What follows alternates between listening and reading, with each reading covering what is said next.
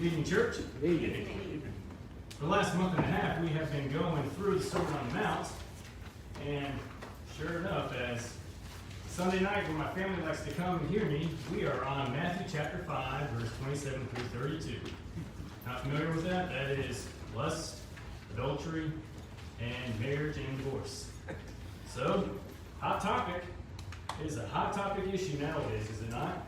So, you ready to fasten your seatbelts, spiritually speaking, maybe even mentally, possibly emotionally speaking as well, as we look through the text of what Jesus has to say in regards to lust, adultery, marriage, divorce, remarriage, and whatnot.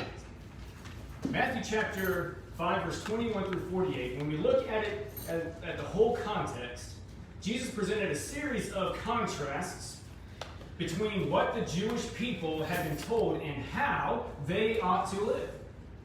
Last Sunday night, we focused on that first contrast being from verse 21 through 26. The Jewish people knew what the sixth commandment was. You shall not murder. Exodus chapter 20, verse 13. They knew that was wrong. They knew God condemned murder. But what was the issue? Well, along the lines of that, the Pharisees had taught them that you can't murder, but it's okay to be angry and say hateful words to your brother. As long as you don't murder, but you can go ahead and say hurtful and hateful things to them and be angry with them. But Jesus emphasized that an angry thought, which might result in murder, is also wrong. In tonight's lesson, we're going to focus on the second contrast that is found right here in verse 27 through 32. Lust, adultery, and marriage. Now, the Jews also understood that God condemned physical adultery, Exodus chapter 20, verse 14. But Jesus told them that mental adultery and legalized adultery are also sinful. I'm calling tonight's lesson sinful acts that come from a sinful thought. Or at least as I have done here, the act comes from the thoughts. Sinful act comes from sinful thought. How might we avoid adultery? How might we avoid not just physical adultery, but the things that lead up to it? How might we avoid mental adultery? Well, Jesus tells us two ways. Number one, protect your mind, he says. We need to protect our mind. Looking at the text, he says, you have heard that it was said, you shall not commit adultery. But I say to you that everyone who looks at a woman with lustful intent has already committed adultery with her in his heart. If your right eye causes you to sin, tear it out. Throw it away, for it is better that you lose one of your members than that of your whole body be thrown into hell. And if your right hand causes you to sin, cut it off and throw it away. For it is better that you lose one of your members than that of your whole body go into hell. How might we protect our mind? Well, we need to watch our thoughts. We need to watch our thoughts. Again, keep in mind on what the whole Sermon on the Mount is about. It is about righteousness. A righteousness that surpasses and exceeds that of the scribes and Pharisees. The key verse of the whole Sermon on the Mount is Matthew 5, verse 21. Now, is it easier said than done? Absolutely. Well, if we want to have a righteousness that surpasses that of the scribes and the Pharisees, because again, what did they teach? They taught that it's okay. It's okay to hate your brother, to be angry with your brother, as long as you don't murder. It's okay to look at a woman or a man all you want, as long as you don't commit the very act of adultery. That's their righteousness. But Jesus says that your righteousness needs to exceed and surpass theirs. How so? By watching your thoughts. Watching your mind and your heart. Protect your mind and protect your heart. Again, easier said than done? Absolutely, it's easier said than done. But it is achievable. The seventh commandment was primarily given to protect marriage. And the penalty for disobeying it was severe. Leviticus chapter 20, verse 10. Deuteronomy chapter 22, verse 22 through 27. And again, the Jews were very well aware of this. So what's the problem?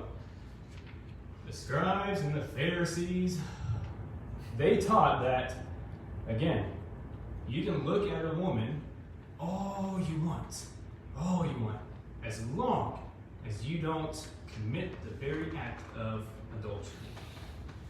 That is the problem of what the Jewish rabbis of old and the Pharisees were teaching the Jews of Jesus' day. But now here's something interesting. That's what the Pharisees and scribes were teaching. But what does the 10th commandment say? You shall not covet your neighbor's wife. Exodus chapter 20, verse 17. Indicating that the desire preceding adultery was also wrong. But Jewish teachers evidently placed little emphasis on the sin of unlawful desire. Jesus said that the thought that produces adultery is as sinful as the act itself. He says, but I, verse 28, but I say. Remember, Jesus is calling you and me to a higher level of spirituality, a higher level of righteousness that exceeds that of the scribes and of the Pharisees. Of course, regarding verse 28, when he says, I say to you that everyone who looks at a woman with lustful intent has already committed adultery with her in his heart.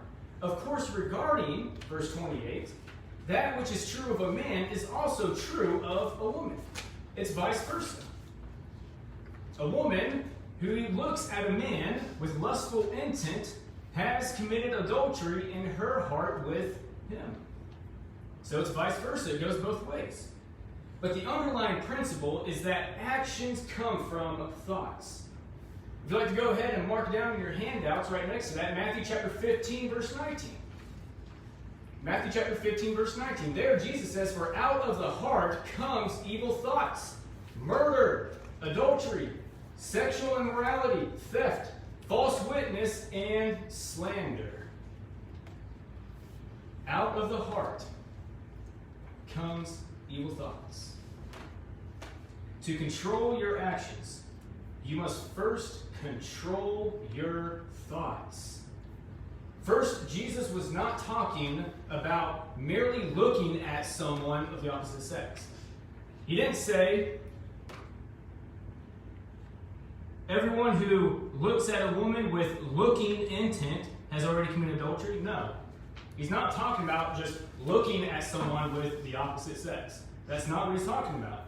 There were a set of Pharisees at the time that were known as bleeding Pharisees. You want to know why? They were called this because they went around with their heads completely down at the ground, with their eyes on their feet, lest they look upon a woman. And because of this, they ran into a lot of trees, a lot of posts, a lot of walls, a lot of houses, and caused a whole lot of bleeding on their forehead. Jesus is not talking about merely looking at someone of the opposite sex. Second, Jesus did not have in mind desire for one's own wife or husband. That desire that you have with your wife or your husband is a God-given desire, and it is intended to strengthen a marriage. As I always say, I love the book of the Song of Solomon. It is overlooked a whole lot, but it is a beautiful book of the Old Testament. In regards, I refer to the Song of Solomon as God's marriage manual. God's marriage manual. If you want to strengthen your marriage, Song of Solomon is the key book to do that. It is a beautiful, beautifully written book, and also, guess what? It's inspired. It is inspired. But in there, in Song of Solomon chapter 4, verse 9, Solomon, regarding his bride, the Shulamite woman, he says to her, you captivate my heart by one single glance. It is important for the husband to know his wife is interested in him sexually, and vice versa. Blessed is the man whose wife has created such a look. And that glance of her eyes that Solomon's talking about is that look of... That's what it is, folks. That's what it is.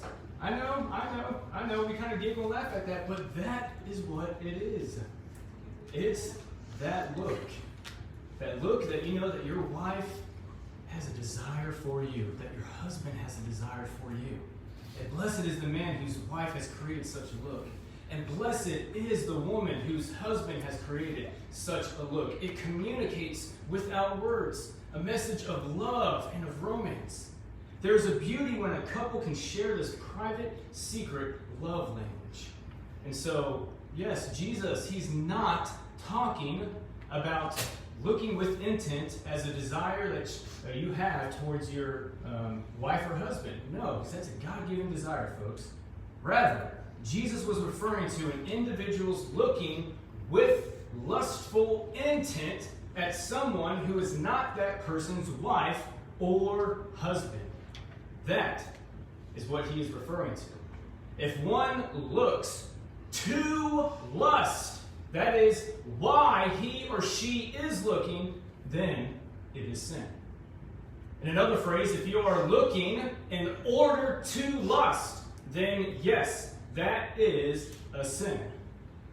Jesus says that he has already committed adultery with her in his heart. Now, for quite some time, many people have thought that since the act of adultery is grounds for divorce and remarriage, then the lust and the thought of adultery is applicable for divorce and remarriage as well. But truthfully, that is not the case. Lust is not the grounds for divorce and remarriage. And here's a few reasons why. Number one, first, adultery here that Jesus is talking about in the context is in the heart. Adultery, in its practical application, involves an actual intercourse with someone else's mate. Second, adultery in the heart is not the joining of one body to another. 1 Corinthians chapter 6, verse 16. There in that context, Paul explains about what adultery, sexual morality looks like. The joining of a physical body to another that's not yours. That is adultery. But adultery in the heart, it can't do that. Third, if, capital I, capital F, if adultery in the heart were grounds for divorce and remarriage, then it would be okay to give the electric chair to the person who is angry. The person who's angry did not commit the actual act of murder, but if you can say that the lustful thought of adultery is okay for the grounds of divorce and remarriage, then I can go ahead and say, okay, well then the person who is angry is suitable for the electric chair.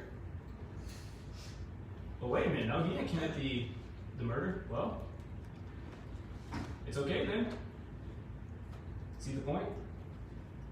Number 4, capital I, capital F. If adultery in the heart were grounds for divorce and remarriage, then everyone would be divorcing their spouse. Who in here has not lusted? Be honest with yourself. I'm not saying out loud. Don't raise your hand. But be honest with yourself. Who has not lusted? I believe we all have. If that's the case, then everyone will be divorcing their spouse. So 4 reasons why adultery in the heart or lust is not grounds for divorce and remarriage. But furthermore, just because adultery in the heart is not grounds for divorce and remarriage does not make it okay. Keep that in mind. Committing adultery with lustful intent in the heart is still wrong. It does not make it okay.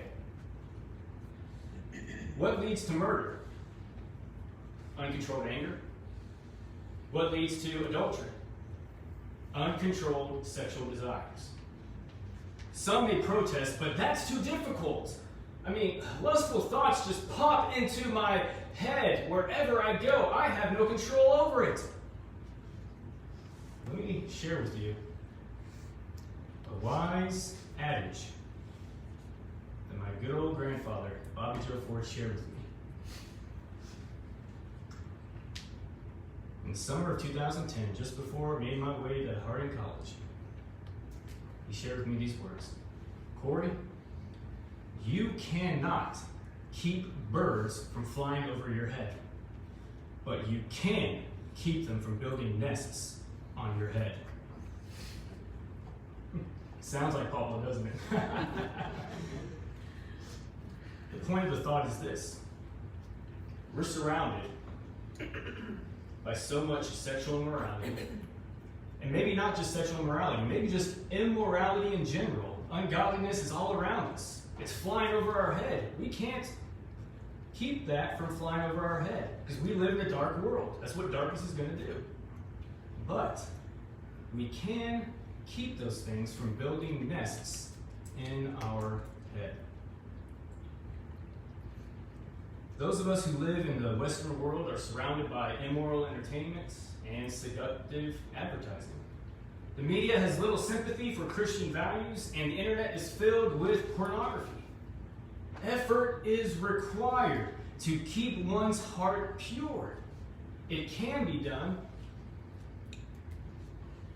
if an individual is serious about following Jesus. When ungodly thoughts come unbidden to the mind, do not dwell on them. Do not sit around idle. Idle hands are the devil's playground, they say. Idle thoughts are the devil's playground. Don't dwell on them. Don't think and don't sit around idle, twiddling your thumbs, because that's a way for Satan to get a hold of you very easily. We got to keep our minds busy. Keep our minds focused on things that are positive, things that are godly, things that are excellent. Philippians chapter 4, verse 8. And get busy with those useful activities. When those things start to try to pop up and try to build those nests in your hair, you can pull them out and get rid of them. You can focus on the godly things, focus on doing those godly things. Stay busy, stay active, both mentally and physically. Because at times, surgery is going to be needed. Jesus goes on to say in verse 29 and 30, he says, if your right eye causes you to sin, tear it out and throw it away. For it is better that you lose one of your members than that of your whole body be thrown into hell. And if your right hand causes you to sin, cut it off and throw it away. For it is better that you lose one of your members than that of your whole body being thrown into hell. Now the eyes and the hands are regarded as the most precious and important body parts. The eye connects to the mind, while the hand connects to the act of doing. If they cause you to sin, he says. Now, some other versions may say stumble. That's a better translation of the word. That Greek word there, a better translation for it is stumble. In fact, it is a hunting word, which originally was the name of the part of a trap to which the bait is attached. Jesus said that if your right eye and if your right hand causes you or baits you to the trap of mental adultery, you need to get rid of it. Tear it out and cut it off. Now, is he speaking literally here? No. I've heard a lot within our brotherhood who would say, yeah, it includes literally tearing your eye out. I'd have to disagree on a few reasons. For number one, if Jesus was talking literally here, to literally cut off your hand and literally tear out your eyeball, the church would turn into a hospital. the church would be turned into a hospital. You would think that someone in the New Testament would be named for their accomplishment in cutting off their right hand and tearing out their eyeball. Also, just imagine preachers today encouraging their brothers and sisters to literally cut off their own hands and tear out your own eyeballs. Here you go. Anybody need to cut their eyeball out? It's right there. Feel free. Knock yourself out. Also, if, capital I, capital F, if this were applied literally, it still would not keep one from sinning in the heart and with the body. You can cut off your right hand, literally, and you can tear out your right eye, literally, all you want. But it's still not going to keep you from sinning in the heart and with the body. Cutting off the right hand is not going to solve the problem for the one who steals or murders. Cutting off the right eye is not going to solve the problem for the one who lusts. And thirdly, self-emasculation is against God's will. Colossians chapter 2, verse 23. Read it for yourself. For anybody who thinks that Jesus is talking literally, go and read Colossians 2:23. Self-emasculation, self-mutilation is against God's will, period. But the point is this. What is the point on why Jesus is saying, figuratively speaking, cut off your right hand and tear out your right eye? Here's the point. Jesus is emphasizing the earnestness one should have in pursuing righteousness. Do you have the motive to pursue true righteousness? It is better to lose the dearest thing in life than to lose one's soul. Our hands and our eyes, yes, folks, they are very important. But are they more important than your soul? Are you willing to keep those temporal body parts than to lose your soul? What causes you to have impure thoughts? It may be certain books or magazines or other publications. It could be certain television programs, movies, or maybe even the internet. It may be your association with a certain individual or a group of individuals. Whatever it is, Jesus said, rip it out from your life and hurl it away. Isn't any sacrifice worthwhile if it is necessary to ensure that you do not go to hell and that you do go to heaven? Well, folks, time has gotten to us. Fortunately, we won't be able to get into point number 2. But if you'd like to go ahead and just write it down. Jesus says that in order to avoid adultery, mental adultery, these evil and impure thoughts, we need to protect our mind. And then he will tell us in verse 31 and 32 that we need to protect our marriage. We need to protect our marriage.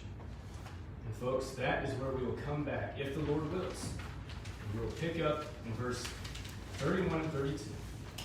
Our lesson has centered on an unsavory, uncomfortable topic, adultery, sexual sin.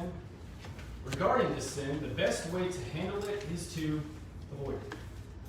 If you are struggling with the sin of mental adultery, or maybe just adultery in any form, or with any other sin, and if we can help you, I encourage you to please let us know.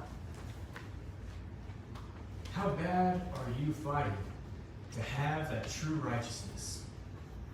Job chapter 29, verse 14, Job says that I have put on righteousness and it clothed me. What righteousness was that? The righteousness of God. And folks, when we clothe ourselves in baptism, Galatians chapter 3, verse 26 and 27, Paul says that we put on Christ. That phrase, put on, same word that Job uses in 29:14 for putting on righteousness. When we put on Christ, we put on his righteousness. It clothes us. And we become sons of him. We become saved. We have our sins washed away. We become added to the body of Christ. If you have any need whatsoever, I encourage you, please come forward as we stand. Yes, we sing. When we walk with the Lord.